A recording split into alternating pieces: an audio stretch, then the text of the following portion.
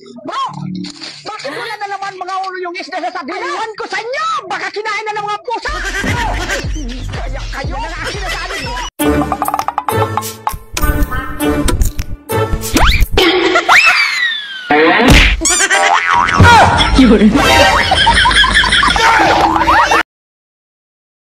Sitwasyon ng ating mga kababayan dyan sa evacuation center. Yes, Jiggy, ayun sa ating source, no, nasa mabuting kalagayan naman ang ating kababayan. Sa totoo lang, Jiggy, no, noong dumating sila dito, may buffet agad na nakahanda like lechon at mga samantala yung mga lalaki naman, Jiggy, ay pumila na din sa evacuation center massage area, no, para ma-relax naman ang kanilang mga katawan.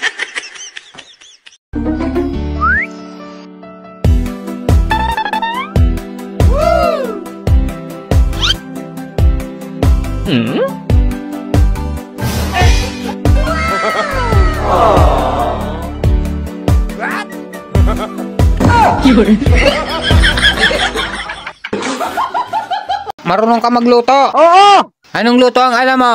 Ang mga bahaw, initin! Bro, may tatanong ako sa'yo. Sino ang pumatay kay Lapu-Lapu? Bakit ako ang pagbintangan mo? Hindi ako ang pumatay! Tinatanong ka lang ha? Ayawan ko, bakit buhay na baga ako noon?